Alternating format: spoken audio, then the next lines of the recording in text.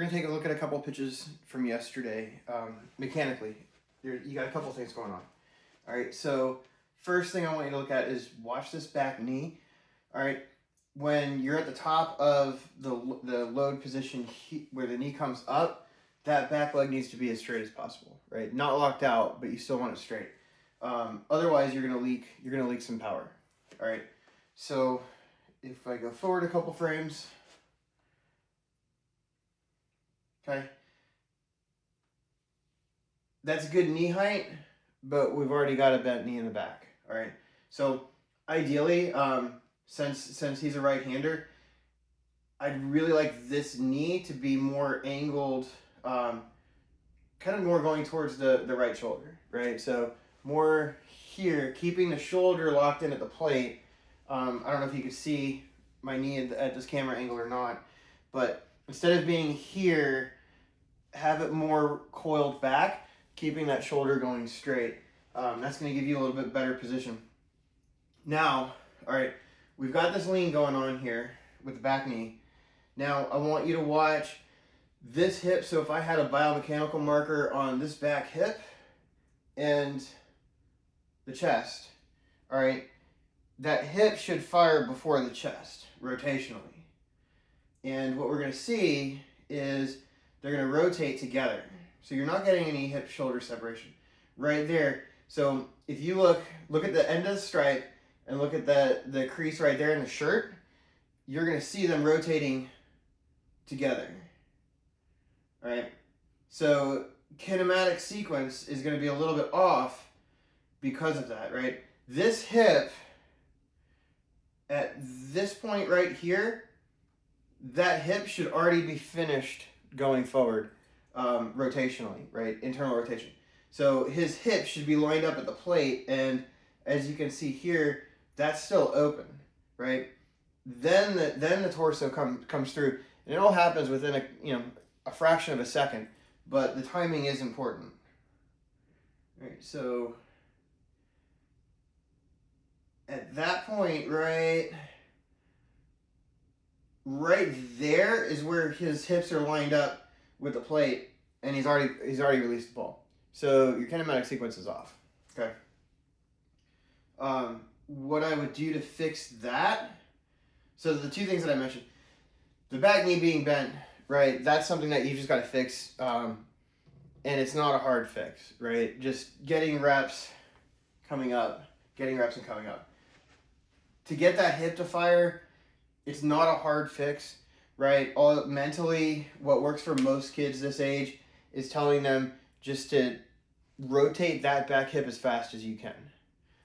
And that should clean it up a lot. There's other exercises that you can do with bands, bands in the weight room to work on that hip-shoulder separation. I don't have a mobility screen on them, but one thing that you could do is, let's just first make sure he's able to get that separation. So I don't know if you see my hips or not here at the camera angle, but if you lock the shoulders in and rotate the hips each way and make sure you can get a little separation there.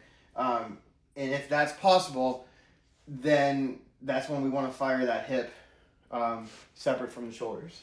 All right. And then if we look at the front side, so that glove.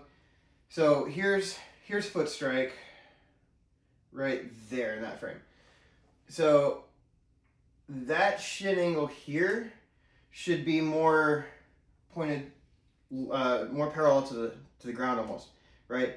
That's still going up, and this should be a little bit further out, right? So he can sit back. So in this position, let me rewind. So right here, you can see the knee is in front of that foot, right? If I draw a straight line from the front of his toes up, he's going to be more leaning forward than he's sitting back. And you really want to sit back. So he's more using the quads right here instead of the hamstrings and the glutes to generate power. And hamstrings and the glutes are what we want to throw with, right? So then when we get down to the foot strike here, right, if that hip fired on time, this foot's going to pivot and rotate where the shin's going to be more at that angle, and he's able to get everything going straight to the plate, as opposed to being kind of off-timed. All right, glove's not in a bad spot there. I'd like everything to be more powerful, so not sure how far down you could see in the video with the camera angle, but instead of being upright here, I'd rather be more powerful in a position like this, as opposed to like up tall, right? You want to go down the slope and take advantage of that. And I think if we can address that first, right? Fix that bend, bring this knee back to the back shoulder, so rotating a little bit more in to coil up. And then mentally thinking, fire that back hip fast and stride out a little bit longer. I think a lot of that's going to correct. And it shouldn't be that hard. It shouldn't be that hard to see a result from that. All right, so this pitch ended up being outside to the left, and it was 49.6 miles an hour. Let's go and look at some other stuff here. So if I back out of that, all right, all the pitches didn't register. For Rapsodo, if you're not familiar, it needs to be somewhat near the strike zone, and to get a consistent read, it needs to be around 50 miles an hour. So if these were like 47, 48 miles an hour, it's not going to necessarily read it. We've got his fastest yesterday was 50.4. And then he's got a really good spin efficiency on a fastball. You want to see 95% or higher on that. And that's how much of the spin is being used. So, for example, here's his RPMs. 1254 was his fastest RPMs, and he used 1232 out of that. So that's pretty good. Let's take a look at this pitch.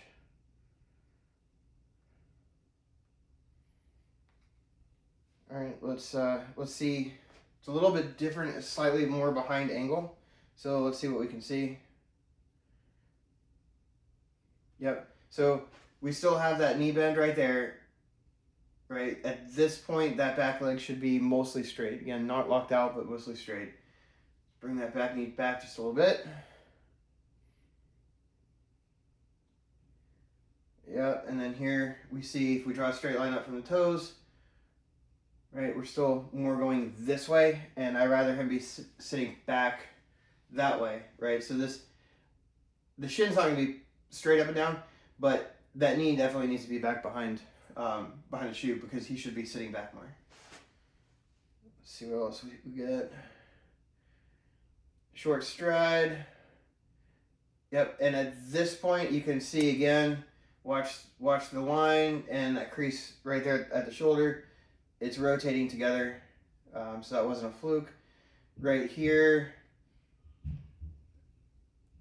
the hips should be pointing straight at the plate. They should be finished rotating, and as you see, he's finished rotating right about here. So it's still, again, same thing that we saw in the other video. It's after ball release. I think striding out longer and firing that back hip faster, a lot of that's going to clean up. All right, pretty good follow through. Frontside glove looks good. He's getting good use out of that tuck. Glove's not flying, so that's a good thing. This was a strike. So this pitch, 50.4 with a 98% spin efficiency. So one other thing that most kids this age aren't familiar with is where to actually locate their fastball. So there's a thing called a Bowery unit. I'm bring up the calculator.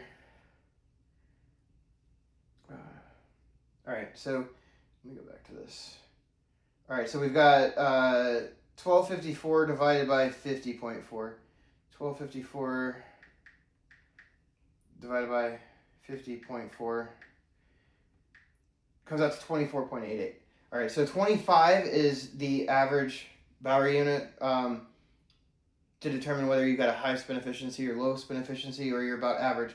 So he's kind of right with that pitch. He's kind of right in the middle, almost slightly low.